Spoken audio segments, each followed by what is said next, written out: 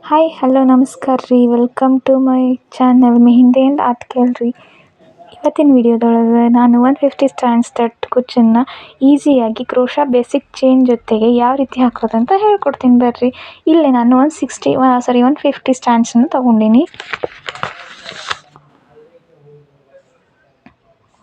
ತಗೊಂಡು ಅದರ ತುದಿಗೆ ನೀಟಾಗಿ ಗಮ್ ಮಾಡಿ ಇಟ್ಕೋಬೇಕು. ಗಮ್ಮನ್ನು ನೀಟಾಗಿ ಮಾಡದೆ ಹೋದ್ರೆ ಅದು ಕುಚ್ಚು ಹಾಕುವಾಗ ಎಳೆಗಳೆಲ್ಲ ಬಿಚ್ಕೊಳ್ತಾವೆ. ಸೊ ಗಮ್ ಮಾಡೋವಾಗ ನೀಟಾಗಿ ಗಮ್ ಮಾಡಿಕೊಡ್ರಿ. 150 ಸ್ಟ್ಯಾಂಡ್ಸ್ ಕುಚ್ಚು ಹಾಕೋವಾಗ ನೀಡಲಿಂದ ಅದು ಹಾಕೋ ಮುಂದೆ ಸ್ವಲ್ಪ ಕಷ್ಟ ಅನ್ನಿಸ್ತೆ. ಸೊ ಈ ರೀತಿಯಾಗಿ ಈಸಿಯಾಗಿ ಹಾಕೋಬೋದು. ನಾನಿಲ್ಲಿ ಥ್ರೆಡ್ನ ಐರನ್ ಮಾಡಿ ಇಟ್ಕೊಂಡೀನಿ. ಆ್ಯಂಡ್ ನಾನು ಸೀರೆಗೆ ಮುಂಚೆನೇ ಕ್ರೋಶಾ ನೀಡಲಿಂದ ಬೇಸಿಕ್ ಚೈನ್ನ ಹಾಕ್ಕೊಂಡು ಇಟ್ಕೊಂಡೀನಿ. ಸೊ ನಾಲ್ಕು ಚೈನ್ರಂತ ಹಾಕಿಟ್ಕೊಂಡೀನಿ, ಮುಂಚೆನೇ ಸೀರೆಗೆ ಹಾಕಿಟ್ಕೊಂಡೀನಿ. ಸೊ ಇದು ನೋಡ್ತಿರ್ಬೋದು, ಕಾಣಿಸ್ತೈತಿ. 150 ಅಥವಾ 150ಗಿಂತ ಹೆಚ್ಚು ಸ್ಟ್ಯಾಂಡ್ಸ್ ಬಂದಾಗ ಇನ್ನು ನಾನು ನಾಟ್ ಹಾಕ್ಕೊಳ್ಳಿಕ್ಕೆ ತೊಗೊಂಡಂಥ ಸೂಜಿ, ನಾನು ಜರಿಯಿಂದ ಕುಚ್ಚನ್ನು ಕಟ್ಕೊಳ್ತೀನಿ. ಇಲ್ಲಿ 3 ನಾಟ್ನ ಹಾಕ್ಕೊಳ್ತೀನಿ. ಸಹಜವಾಗಿ ನಾನು 3 ಹಾಕ್ಕೋತೀನಿ, ಕೆಲವೊಬ್ರು 4ರಿಂದ 5 ಹಾಕ್ಕೋತಾರೆ. ಬಟ್ ನನಗೆ 3 ಸಾಕು, ಕರೆಕ್ಟಾಗಿ ಕೂಡ್ತೈತಿ ಅಂತ ಅನಿಸ್ತೈತಿ.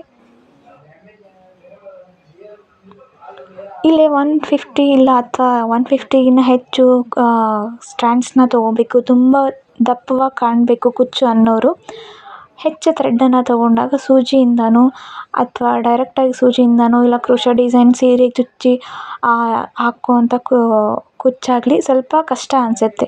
ಸೊ ಆ ಥರದವರು ತುಂಬ ದಪ್ಪಗೆ ಬೇಕನ್ನೋರು ಈ ಥರ ಮುಂಚೆನೇ ಕ್ರೋಶಾ ನೀಡಲ್ನಿಂದ 4 ಚೈನನ್ನು ಸೀರೆಗೆ ಬೇಸಿಕ್ ಚೈನನ್ನು ಹಾಕ್ಕೊಂಡು ಅದಾದಮೇಲೆ ಅದರ ಜೊತೆಗೆ ಬೇಬಿ ಕುಚ್ಚನ್ನು ಹಾಕ್ಕೊಂಡ್ರೆ ತುಂಬ ಆರಾಮಾಗಿ ನಾವು ಕುಚ್ಚನ್ನು ಹಾಕ್ಬೋದು.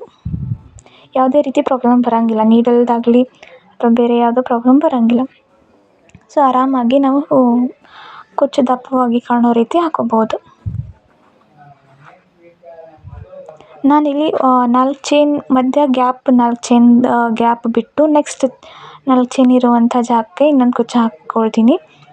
ಇಲ್ಲಿ ನನಗೆ ಗಮ್ ಬೇಡ ಅನ್ನೋರು ಈ ರೀತಿಯಾಗಿ ನಾಟ್ ಹಾಕೋಬೋದು. ನಾಟ್ ತುದಿಗೆ ಈ ರೀತಿ ನಾಟ್ ಹಾಕ್ಕೊಂಡು ಇದನ್ನು ಸಹ ಆರಾಮ್ಸೆ ಕುಚ್ಚನ್ನು ಕಟ್ಬೋದು. ಸೊ ಇಲ್ಲಿ ಗ್ಯಾಪ್ ಇರುವಂಥ ಸ್ಪೇಸಲ್ಲಿ ಆ ದಾರ ಸೀರೆಯ ಹಿಂಬದಿಯಿಂದ ಮುಂದಕ್ಕೆ ದಾರನ ತೊಗೊಂಡು ಬಂದು ಕುಚ್ಚನ್ನು ಕಟ್ಕೊಳ್ತೀನಿ. ಮತ್ತು ಇನ್ನೊಂದೇನೆಂದರೆ, ನಾನು ಬೇಬಿ ಕುಚ್ಚಾಗಲಿ ಬೇರೆ ಥರ ಕುಚ್ಚು ಹಾಕೋವಾಗ ಸೀರೆನ ಉಲ್ಟಾ ಮಾಡೇ ಇಟ್ಕೊಂಡು ಹಾಕ್ತೀನಿ. ಅದು ಕುಚ್ಚು ಹಾಕಿದಾದಮೇಲೆ ಕೊನೆಗೆ ಸೀರೆ ಕುಚ್ಚು ತುಂಬ ನೀಟಾಗಿ ಫಿನಿಶಿಂಗ್ ಬರುತ್ತೆ.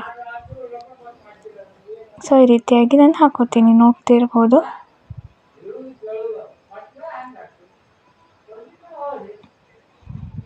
ತುಂಬ ಆರಾಮಾಗಿ ಕೂಡ ಈ ರೀತಿ ಕುಚ್ಚು ಹಾಕ್ಕೊಳ್ಳೋಕ್ಕೆ ಬರುತ್ತೆ. ನಾನು ಇಲ್ಲಿ ತೊಗೊಂಡಂಥ ದಾರನ ಐರನ್ ಮಾಡಿಲ್ಲ, ಯಾಕಂದ್ರೆ ಐರನ್ ಮಾಡಿರುವಂಥ ಕುಚ್ಚು ಐರನ್ ಮಾಡದೇ ಇರುವಂಥ ಕುಚ್ಚು ಯಾವ ರೀತಿಯಾಗಿ ಕಾಣುತ್ತೆ ಅನ್ನೋದು ಗೊತ್ತಾಗಲಿ ಅನ್ನೋ ಕಾರಣಕ್ಕೆ ನಾನು ಇಲ್ಲಿ ಐರನ್ ಮಾಡಿಲ್ಲ.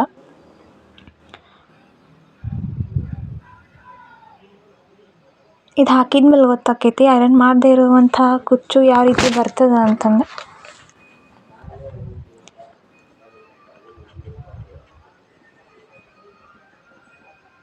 ಸೊ ಇದು ಐರನ್ ಮಾಡಿರುವಂಥದ್ದು. ಈಗ ಹಾಕ್ತಾ ಇರೋದು ಐರನ್ ಮಾಡದೇ ಇರುವಂಥದ್ದು.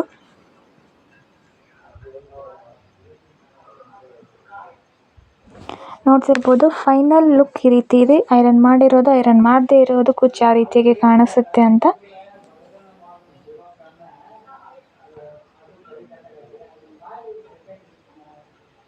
ಸೊ ಆದಷ್ಟು ಐರನ್ ಮಾಡಿಕೊಂಡೇ ಸಾರಿ ಕುಚ್ಚನ್ನು ಹಾಕಿ, ತುಂಬ ನೀಟಾಗಿ ಕಾಣುತ್ತೆ. ಪೂರ್ತಿ ಫಿನಿಶಿಂಗ್ ಅಂತೂ ತುಂಬ. ಸೊ ಇದು ನನ್ನ ಫೈನಲ್ ಸಾರಿ ಕುಚ್ಚು ಹಾಕಿರುವಂಥದ್ದು ಈ ರೀತಿಯಾಗಿ ಬಂದಿದೆ.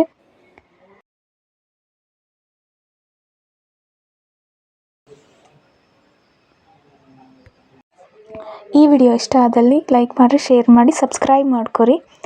ಇದೇ ಥರ ವಿಡಿಯೋಸ್ಗಳು ಕಂಟಿನ್ಯೂ ಆಗಿ ಬರ್ತಾವೆ. ಆಮೇಲೆ ಸಾರಿ ಕುಚ್ಚುಗಳು ಮುದುಡಿ ಆಗಬಾರ್ದು, ಅದು ನೀಟಾಗಿ ಯಾವಾಗಲೂ ಒಂದು ಸರಿ ಬಿಟ್ಟು ಮತ್ತೊಂದು ಸರಿ ಉಟ್ಟಾಗ ತುಂಬ ನೀಟಾಗಿ ಕಾಣಬೇಕು ಅಂದ್ರೆ ಈ ರೀತಿ ಸಾರಿ ಒಳಗಡೆನ ಕುಚ್ಚು ಒಳಗಡೆನೇ ಹೋಗೋ ರೀತಿ ಫೋಲ್ಡ್ ಮಾಡಿಕೊಂಡು ಒಳಗಡೆ ಇರೋ ರೀತಿ ಸಾರಿನ ಫೋಲ್ಡ್ ಮಾಡಿ ಇಟ್ಕೊಂಡ್ರೆ ನಾವು ಸೀರೆಗೆ ಹಾಕಿರುವಂಥ ಕುಚ್ಚು ಯಾವುದೇ ರೀತಿಯಾಗಿ ಮುದುಡಿ ಆಗೋದಿಲ್ಲ, ಯಾವಾಗಲೂ ನೀಟಾಗೇ ಇರುತ್ತೆ.